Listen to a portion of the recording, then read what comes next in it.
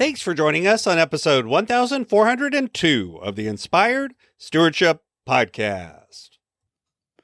Hi, I'm Scott Ritzheimer, and I want to challenge you to invest in yourself, invest in others, and develop your influence and impact the world by using your time, your talent, and your treasures to live out your calling. Having the ability to not just grow a business, but leave a legacy is key. And one way to be inspired to do that is to listen to this, the Inspired Stewardship Podcast with my friend, Scott Mader.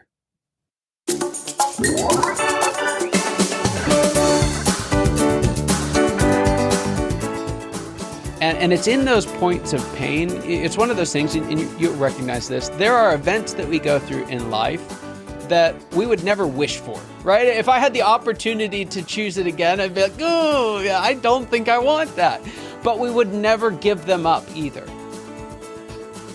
Welcome, and thank you for joining us on the Inspired Stewardship Podcast. If you truly desire to become the person who God wants you to be, then you must learn to use your time, your talent, and your treasures for your true calling. In the Inspired Stewardship Podcast, you will learn to invest in yourself, invest in others, and develop your influence so that you can impact the world.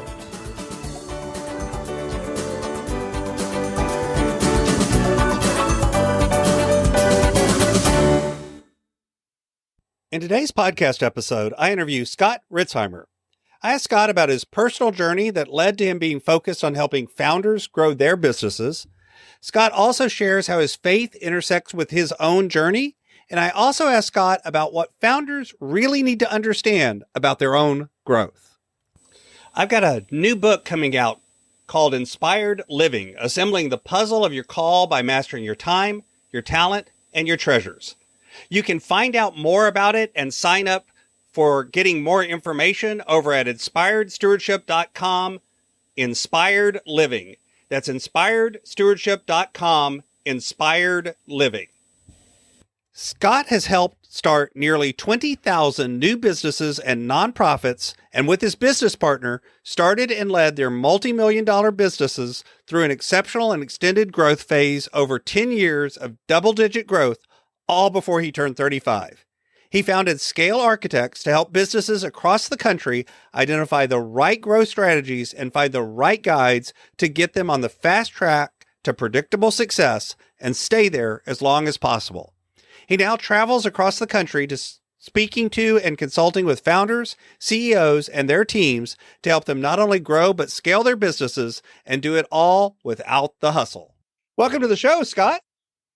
Scott, thanks for having me here. I always chuckle a little bit when it's like, Scott, there's this episode of Seinfeld where I think it's Kramer is at the corner of First and First. He's like, this is the nexus of the universe.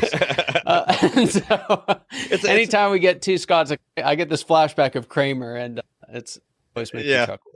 I always, I've had it a couple of times now where I've had a Scott on the show, and it's always, at least I'll remember your name. Probably won't screw it up in the middle of the show, but not a guarantee of that. I was going to say, you say that, but just in case anyone had any noble thoughts of me, which they probably don't, but a friend of my son's, where they were playing soccer, they had played lacrosse together and they were playing soccer together. And the dad came up and recognized me. He's like, hey, Scott, how you doing? I'm like, hey, man. Like, I just could not remember his name. And we had like a 15-minute conversation, and I'm trying to remember his name. Nothing. Just crickets. And so the end of the conversation, I'm like, remind me of your name again. He goes, it's Scott. At which point you went, and I feel like an idiot. Yeah. That's a little different because I can actually see your name in front of me on paper and everything too. So that hopefully that'll keep us from messing it up too bad. I shared a little bit in the intro about some of the things that you've done, your journey, how you're focused on founders and success. But I always tell people, I always feel like intros and bios and all of those things are like Instagram pictures of our life. We always make sure the dirty laundry is not in the background of the picture, and we frame everything just right so it looks perfect. Can you share a little bit behind that we share in the intro? What's happened in your life? What brought you to this point? What was the journey that you were on that caused you to be where you are today? Yeah, it is. It's the highlight reel, isn't it? And there's a place for highlight reels, but there's also a place for what is going on behind the scenes. And it's actually something that, as I was processing my own journey, and as I was looking over the journey of several numbers of clients and other founders and leaders over time, I realized there's a significant chunk of that journey that's not a whole lot of fun, right? A lot of the times that I remember the most poignantly were the ones that were really hard, like curled up in a fetal position on the stairs crying, right? Because of a problem with my co-founder, or just the feeling of being stuck. So if we rewind it to the beginning, one of the most helpful but most difficult times in my kind of career in the business, and frankly in the nonprofit world as well, was the very first year and a half, 2 years of my career. And what had happened was I was in ministry at the time, and I was looking for basically a part-time job to pay the bills while I was in ministry, because I didn't have a ministry income. And so got a job with a gentleman who, again, became my business partner in later point, but he brought me on just to work in like the mail room, if you will, right? I was answering support emails and helping with tech support, things like that. I was definitely the low man on the totem pole. About 2 months later, he sold the business. He did an owner finance deal, sold the business, and it was taken over by another group that did very similar work out of Nashville. And the new owners, wonderful people, men of faith, just a really special commitment to making sure that everyone succeeded. And it failed miserably. It just failed miserably. So I watched over about 18 months the company that I worked for be systematically but unintentionally destroyed. And I watched it happen when there was no bad guy, right? There's no villain. There was no everyone wanted this thing to work. The owner wanted it to work because he had owner financed the deal. The new owners wanted it to work because they bought it and they obviously wanted a return on it.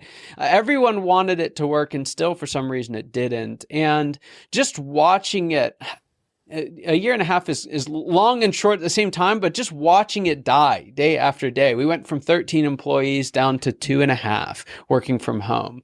We went from having an office and just the dynamic interactions of that to working from home, not because we wanted to, but because we had to. Mm-hmm.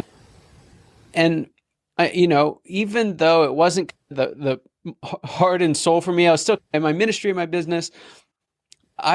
It hurts, right? A lot of times as founders, when we go through difficult times, we recognize that it's challenging for us. What we don't realize is the impact it has on folks throughout the organization, right? I was the lowest man on the totem pole, and I actually had stomach ulcers because of what was going on.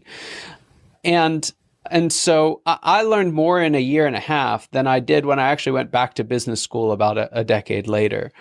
And it's in those points of pain. It's one of those things, and you'll recognize this. There are events that we go through in life that we would never wish for, right? If I had the opportunity to choose it again, I'd be like, oh, yeah, I don't think I want that. But we would never give them up either. Mm-hmm. And like what I gained and what I learned from that, so much of what made us a success the second time around, that overnight success. We built a company to $10 million in a space where you don't do that. And in a relatively short period of time, it wasn't because we knew what to do. It wasn't because it was all rosy. It was because we saw the thing just fall apart. And it's moments like that, it's seasons like that when you're right in the middle of it, it's like, what is going on? Like, how could this ever turn around? The really cool thing about the Lord is he can turn anything around that he wants to.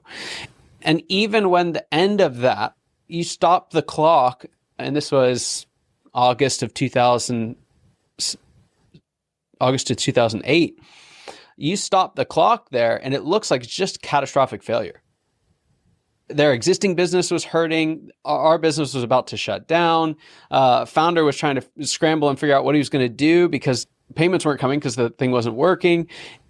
And just, you stop the clock there, right?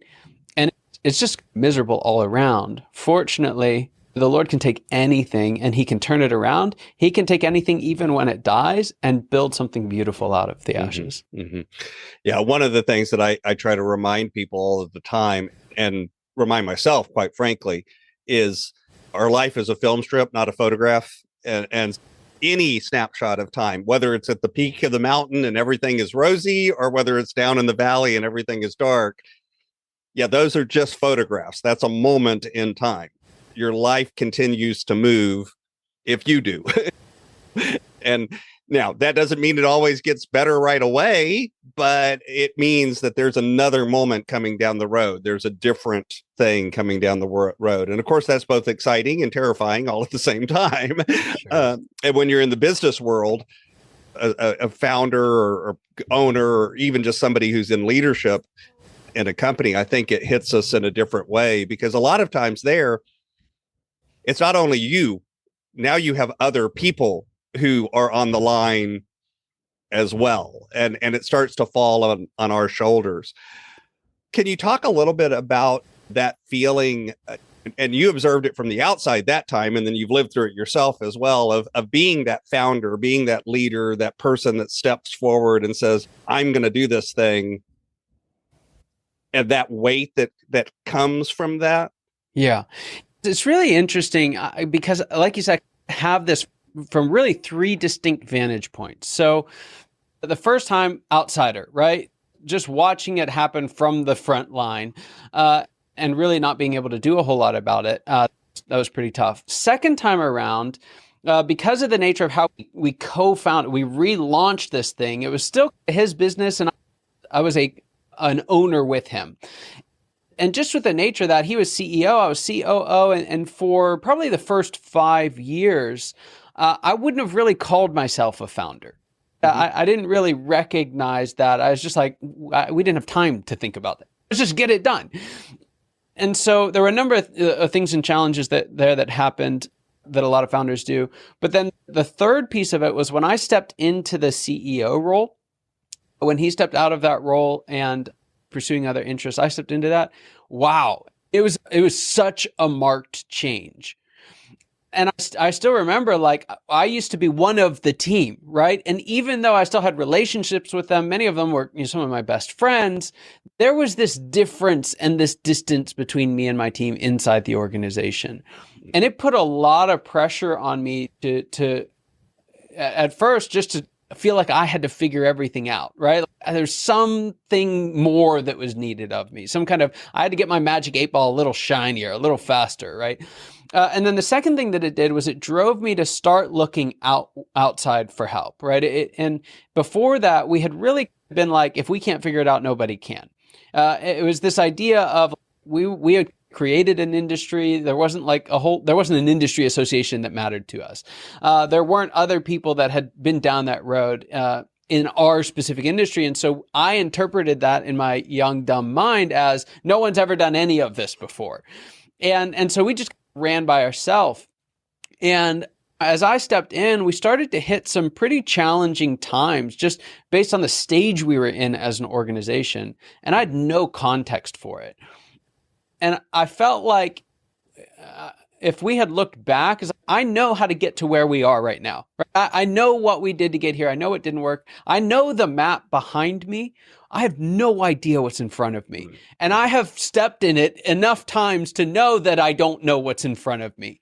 And there's some excitement to that. If I'm honest, there's a piece of the entrepreneurial heart that loves that kind of map making, walking off the face of the map.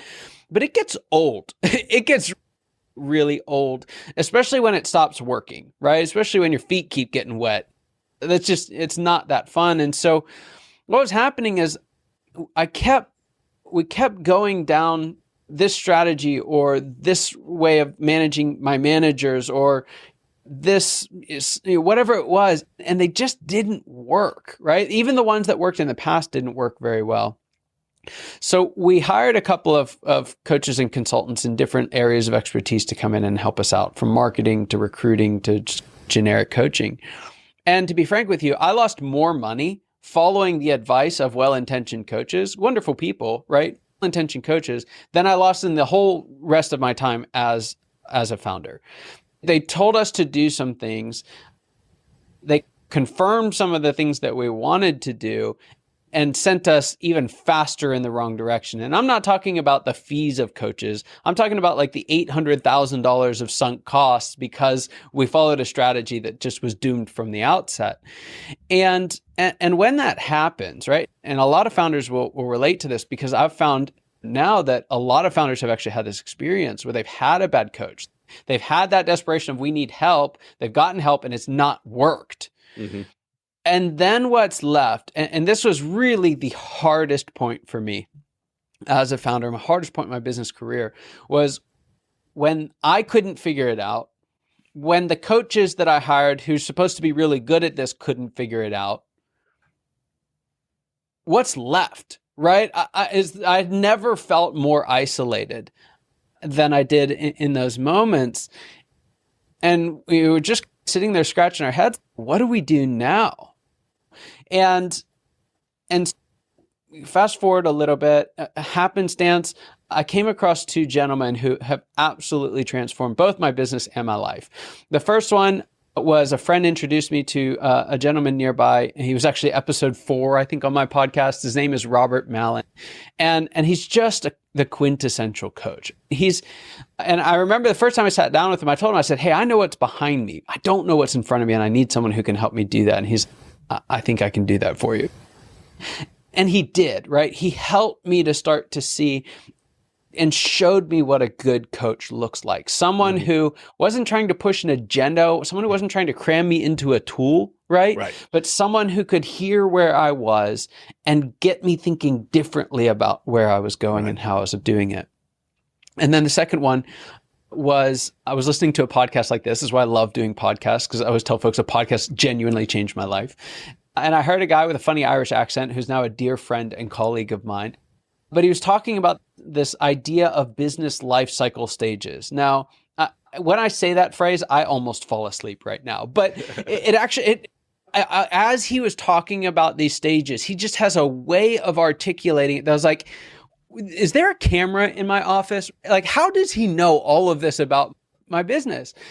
And what I realized was the reason why some of these things that had worked so well in the past weren't working anymore is because our business had changed stages. You're a different stage. And we had to change as a leadership team.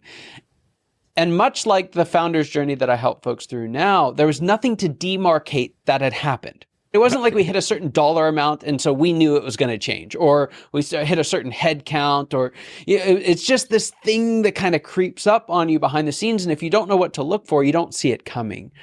And once I understood that the things that we were doing weren't working because of the stage we were in, I did the poor man's implementation, if you will. In the back of his book, he has, if you're in this stage, you want to get to this stage, here's how to do it.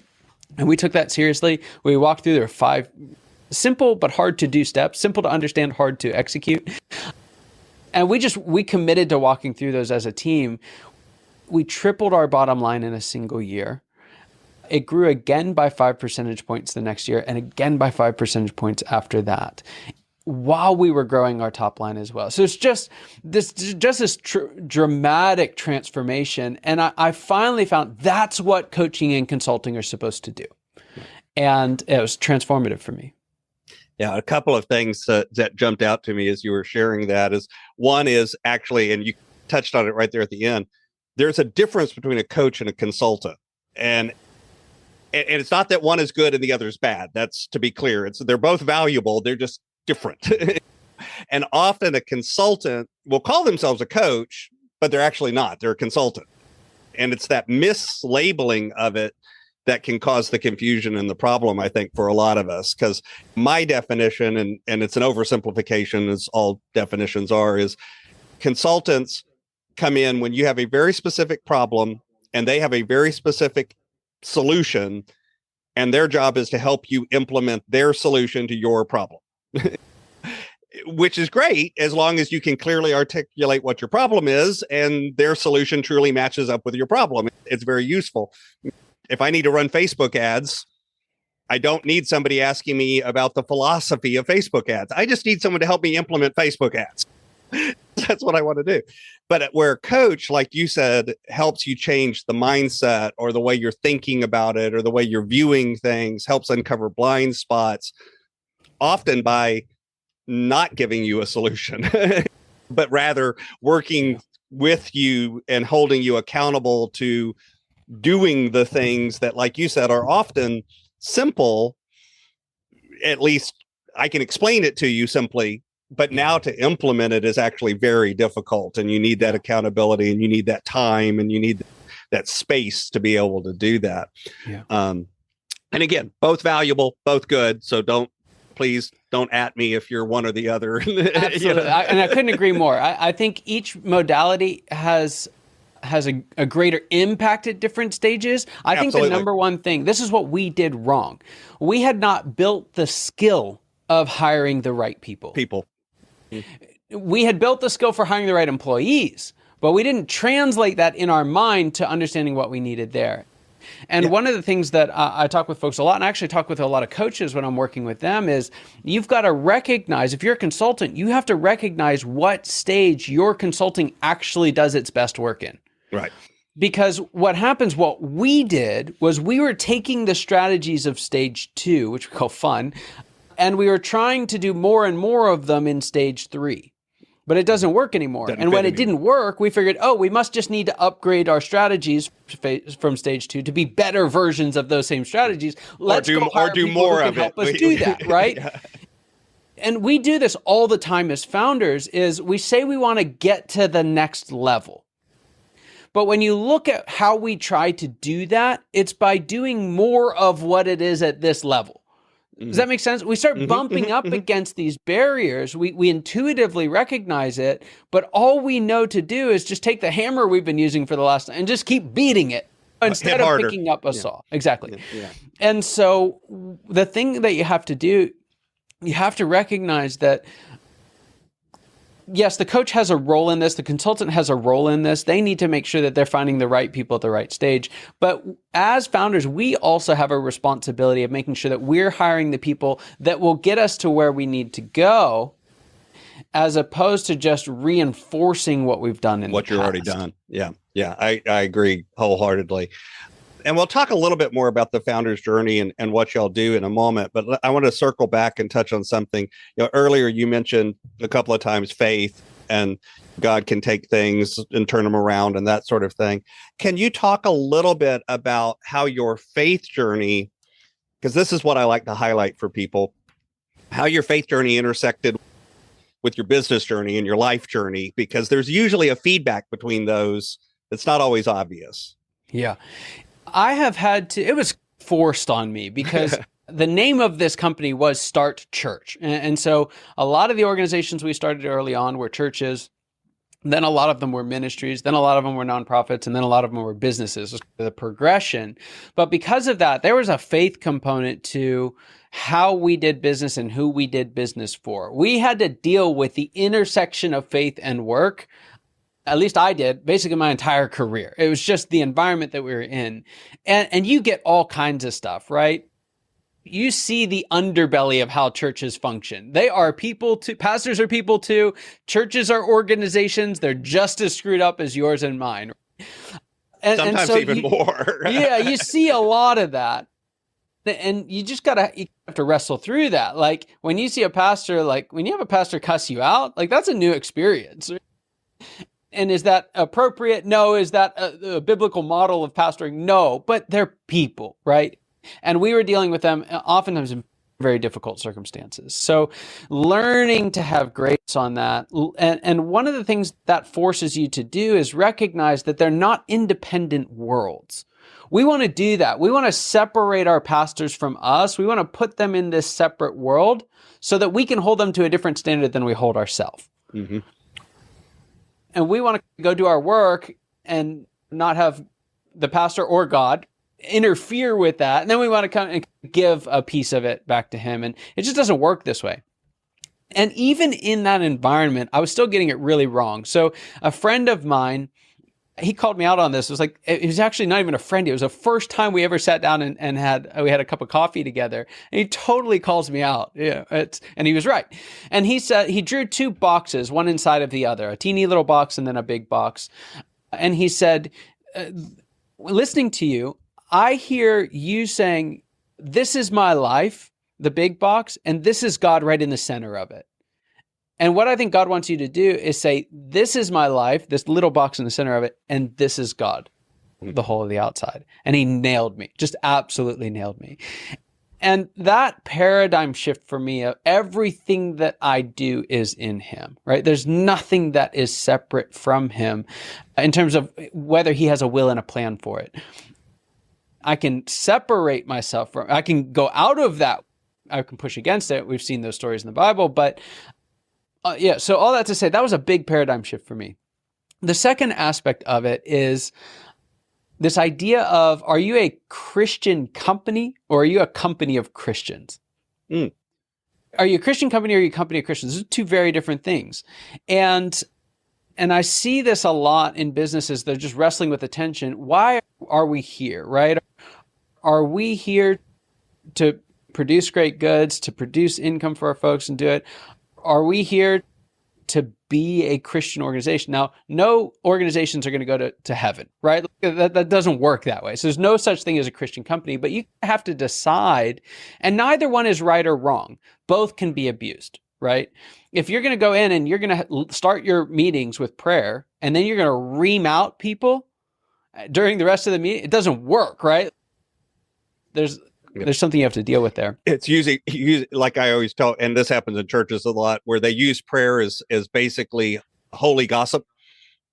It's like during the prayer, it's and help Susie with the affair that she's having.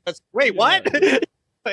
It's no, that's not what prayer is for. So let's use it the right way. Yeah, absolutely. And now I think the hardest part of this, if we boil it down just personally what it looks like, and this ties into what we were talking about earlier, when you go through these seasons of difficulty in particular, right? The gaps in between, the 40 years of Moses in the desert, right? That space in between where it's, this is what God has promised me, right? This is what he's called me to do. And this over here is my current reality, and they don't match. What makes that so hard in the business world is that you, as a business, you have to do something, right? You can't just sit and wait. You have to take a step forward. You have to move. And so how do you move without the clarity of what the Lord's called you to do? Because he doesn't always give it. At least that's been my experience, right? Sometimes he calls us to just make a choice and do it. So you have to maintain this posture of open hands, right? Lord, do whatever you want with it. If you don't want this business to exist tomorrow, then it doesn't exist tomorrow, it's yours. And then the flip side of it, and where I've been on multiple occasions, I don't want this business to exist. I'm done. I'm out, but you do. And so I'm going to show up again tomorrow. I'm going to do it again. And again, just continuing to step forward, trusting our values, trusting our relationship with the Lord, trusting in his goodness and his plan, and knowing that, like you said, every snapshot's not perfect, but the movie, right? The ending of the story, which may happen on this side of eternity and it may not, right? Mm-hmm. And more oftentimes it does not, but it's going to be beautiful. Right. And that we don't always see it, even in the moment, like you mentioned earlier, going through the hard moments of the closing, and yet out of that came something good that you would never have even predicted was the good that would come from it. You're not wise enough or see enough to come out of it and go, oh, that's what I'm learning from this, until 10 years later, you look back on it and go, oh, that's what I learned from that. It's like, yep. That was a blessing. I just didn't see it at the time. So talk a little bit about why you talk to founders. Why is that the area of focus for you? Yeah. Founders, such a cool group of people. One, they're just really dynamic, right? I love the at least 50% ADHD quality of any. We're just all over the map. I love it. I love the dynamism of it. And I love the impact that founders make, right? There are very few groups that one can make an immediate impact and change the world, right? At the same time. It's a really special thing. A lot of times with founders, their organizations, even if they're large, are still dynamic and nimble enough that that you can go in and you can actually impact change, like something actually moves.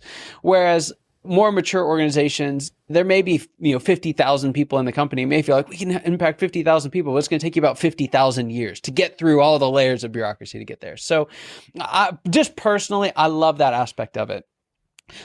Professionally, one of the reasons why is, as founders, these stages, this journey that we go through is largely hidden, right? And what do I mean by that? So let's take the leadership journey of a typical employee.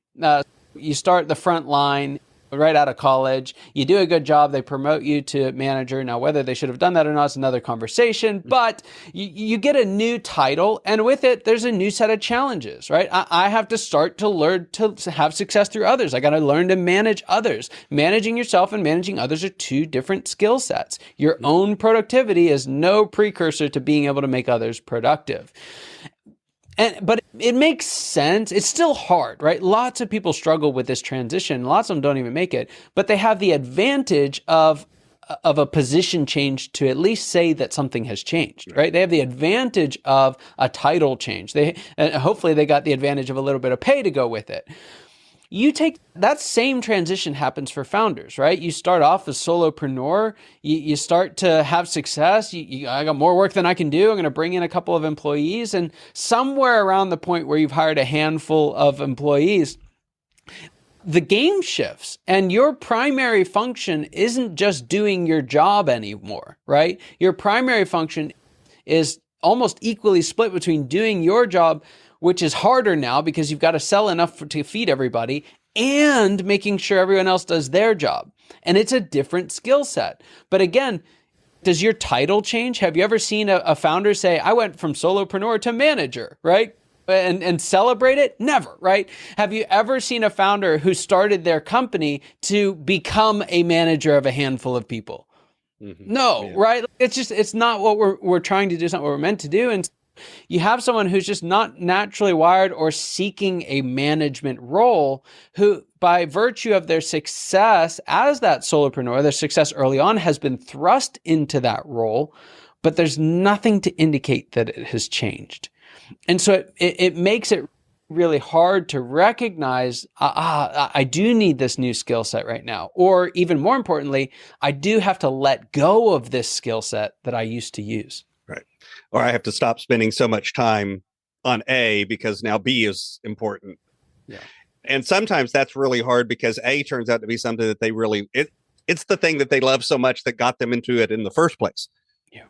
And now they feel like they're losing their love to grow the thing that they love, which is a really weird it's dynamic. So true. It's the emotional side of something I call the star player paradox, which is basically that the more success you have as a star player, the more success you have, let's say you're a consultant, the better you are as a consultant. Let's say you cut hair. The better you are at cutting hair, the harder it is to have success through others cutting hair.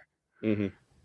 Because you're so adept at it that the gap between you and everybody else can feel insurmountable, right? How many founders have you talked to? No one else can do it like I can. Yeah. I'm the only one. I can't delegate that. I'm the only one that can do that. And to an extent, maybe they can't do it the way that you can. Now, that's not nearly half as true as we think it is, but the gap feels really big. And your autopilot is going to drive you back to jumping in and just doing it, right? And this happens at every single stage, but it's particularly prominent in that shift from what I call stage 2, which is the startup entrepreneur or the star player on the field, to stage 3, which is the captain on the field. Mm-hmm. Right? You got to step into that captain's role where it's not just about you doing your job. In fact, it becomes mostly about orienting everyone else to do it, but you still have your job to do, right? That's what makes it so hard. And it's why a lot of leadership books in this stage are not helpful, because they're written for folks who are further down their journey and they have time, right? And they have a bigger return on coaching, if you will. And so there's just this messy space in between, and a whole lot of founders get stuck there. And one of the things it's not even a joke, this is real. You're in this stage, if you wake up more often than not wondering, what's wrong with these people? Right? And it's just because, again, other folks are not founders. If they were, they'd go and do it. So they're not going to be like you. They're not going to think like you. They're not going to make decisions like you. They're not going to show ownership like you do. But how do you manage them effectively? And that's hard to do when you think, I'll just go do it myself. Mm-hmm. Yeah. And I work with small business owners a lot, and it's always interesting because I see the same thing in that. And like you said, it's not necessarily a particular, you went from making 500,000 to making 800,000. So you're going to hit this challenge, but it's more of at some point you start reaching this level where it's, okay, now you've got a new set of problems to solve. So you're in a different place. You've got to, what got you there won't get you to the next place. Yeah. You need a new map. You need a new set of skills. You need something else to be able to inject, or else you'll stall out or die. And Marshall Goldsmith did wonders for all of us in helping, he got that phrase out there. Right. And it's great and it's true, but when does it become true, right? And what are the things that did work, right? And which are the ones that aren't going to work anymore? Right. And again, if you're an employee, it's easy to say, okay, hey, I've got a new title. Let's stop and think, what are the things that got me here? Now, what are the things that are going to get me there? But for founders, when do you do that? It's a completely different thing. Yeah. And the other part of it is, it's not always true, right? If you're in a stage, you're at the beginning part of that stage, then continuing to do what you've started doing for that stage, you can actually continue to grow that way. You don't have to change tactics until it's time to change tactics. Right. So kind of the heart and passion and drive, and what I hope folks get out of the book, because I outline all 7 of these stages that we go through, is to give everyone a simple the whole map, so that you can look at the map and say, hey, I'm here, right? There's a story I like to tell. I was 7, 8, 9, I don't know. I was a young kid back when we used to have malls that people would go to that were inside, not outside. For some reason, all the malls are outside now. But I was in one of these malls. I want to go to Foot Locker. My mom wants to go to JCPenney. So we make this grand bargain. I'll go to Foot Locker, and then I'll go meet her at JCPenney. So all is right in the world. I go into Foot Locker. I'm checking out some Jordans or something. I don't know what I was looking at. But eventually, I've seen enough of shoes. It's not the most exciting store. It's better than JCPenney. And I realize, hey, it's time to go to JCPenney. And this dread comes over me because I realize I have no idea where JCPenney is. There's none whatsoever. My mom probably told me and I wasn't listening, but I have no idea where to go.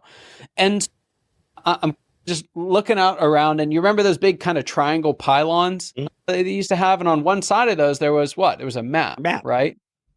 And I remember looking up at that map, and I remember the sense of relief when I finally found that little dot, that little marker on the map that says, you are here.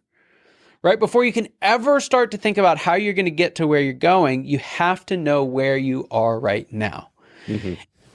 And that's how you can determine, is what got me here going to get me there? Or is it time to change? And if it's time to change, you can know specifically how to change once you know where you are. Right.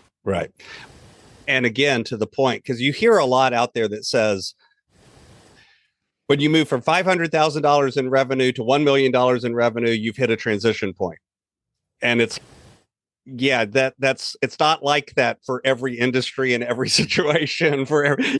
You hear these rules of thumb, and they came about because there's some truth to them, because it's happened that way sometimes. But it also depends on what kind of business you're building, and you have all of these other factors that I think a lot of times we don't pay attention to. We're looking at just something like revenue as the one indicator that I need to go to a new stage. And it's not that simple.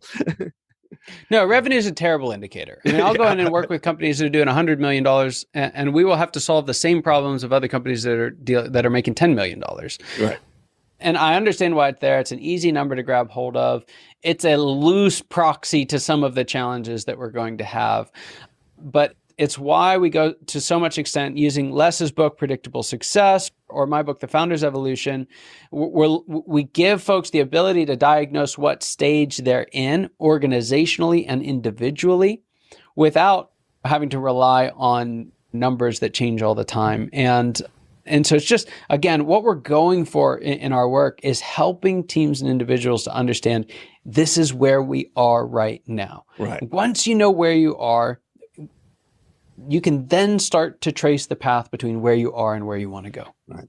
And I think you just dropped an important nugget that I think gets lost a lot of times, which was not only where is your company, but where are you?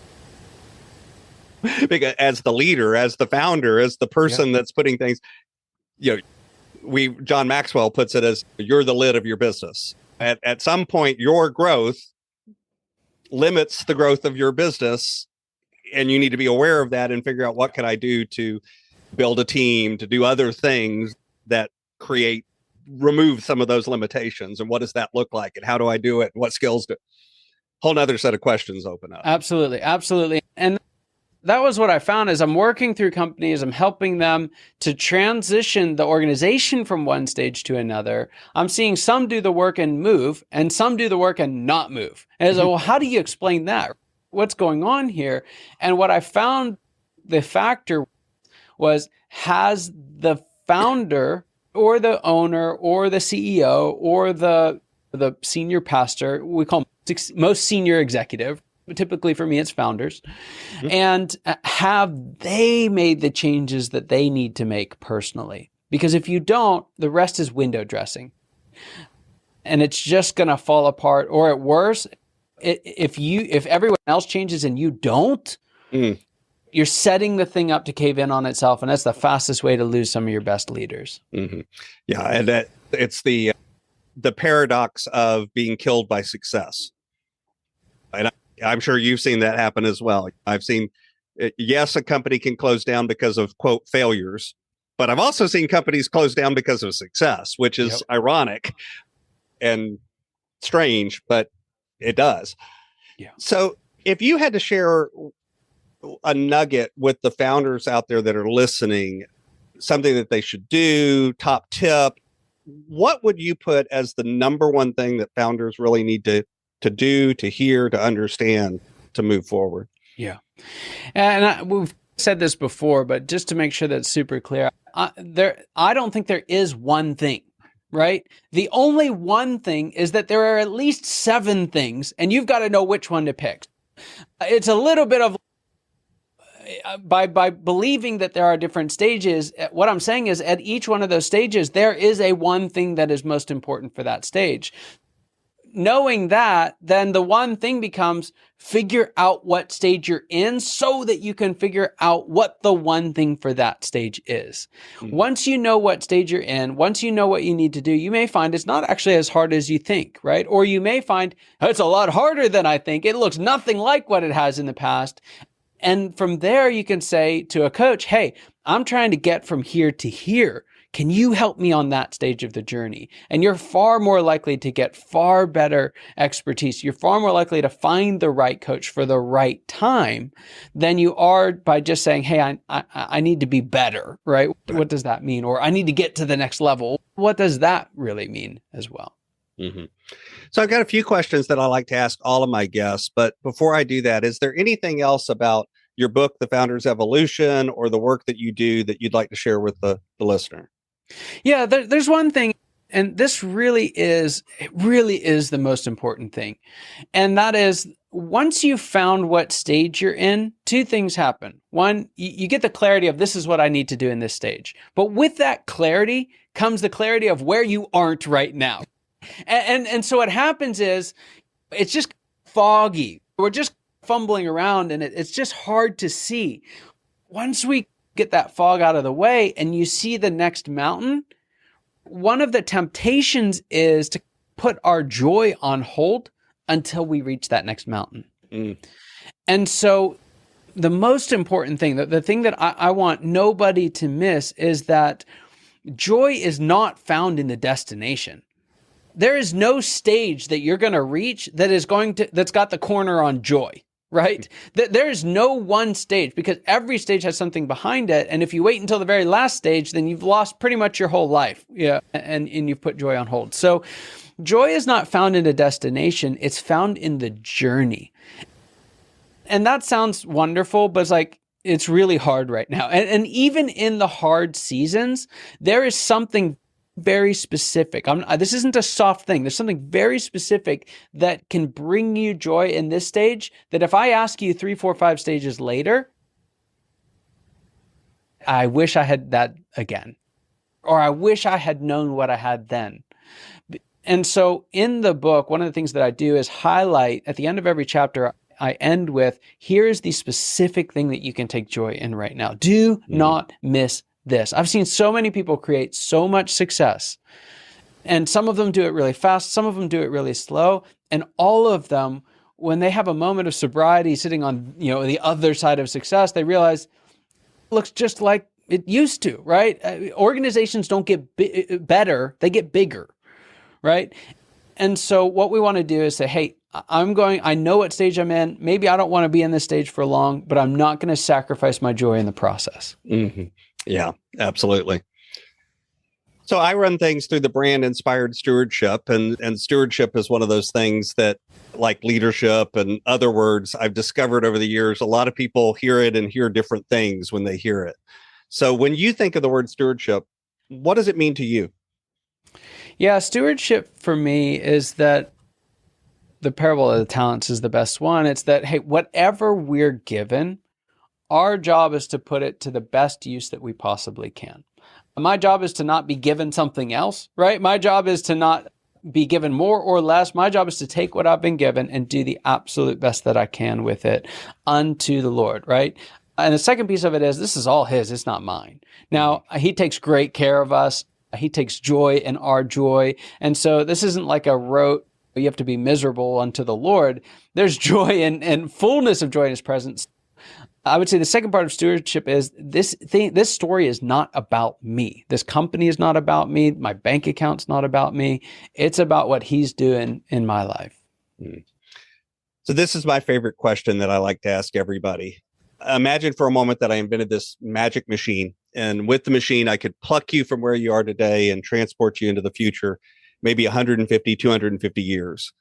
But through the power of this machine, you were able to look back and see your entire life and see all of the connections, all of the ripples, all of the impacts you've left behind. What impact do you hope you've left in the world? I want to restore the nobility of work. I think people my age and younger tend to have a very negative view of work, right? It's a necessary evil. And for me, and I think when you look at a biblical definition of work, there is a nobility in our effort. There's a nobility in doing hard things and accomplishing them. And there's a calling in that. And so I'd love to see that my work in some small little way helps more people to recognize the nobility of even the most mundane roles and finding the Lord in their work as opposed to waiting for their work to be done to talk to Him. Mm. So what's coming next? What's on the roadmap as you kick off this year? This year is all about me continuing to embrace. I'm in stage 2, that startup entrepreneur. Got a couple people around me, and I'm intentionally staying in that mode as long as I can. A big part of what we're doing this year is promoting the book. It just came out in the fall of last year. And so we're just trying to help more folks find it, building more resources around it. We've got an assessment that's coming out. We've got some training that's coming. So really excited.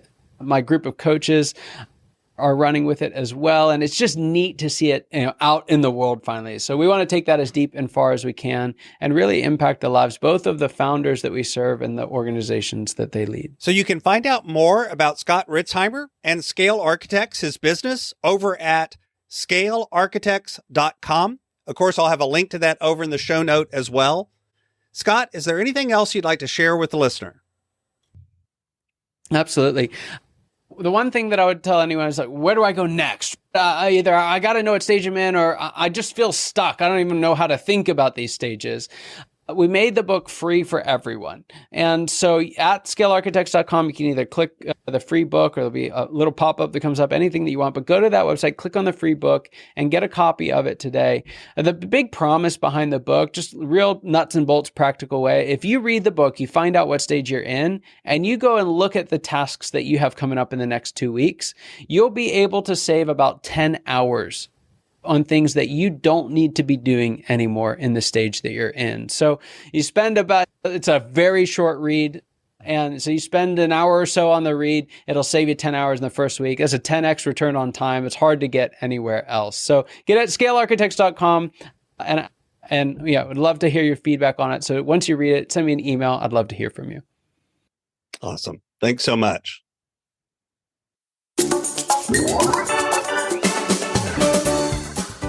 Thanks so much for listening to the Inspired Stewardship Podcast.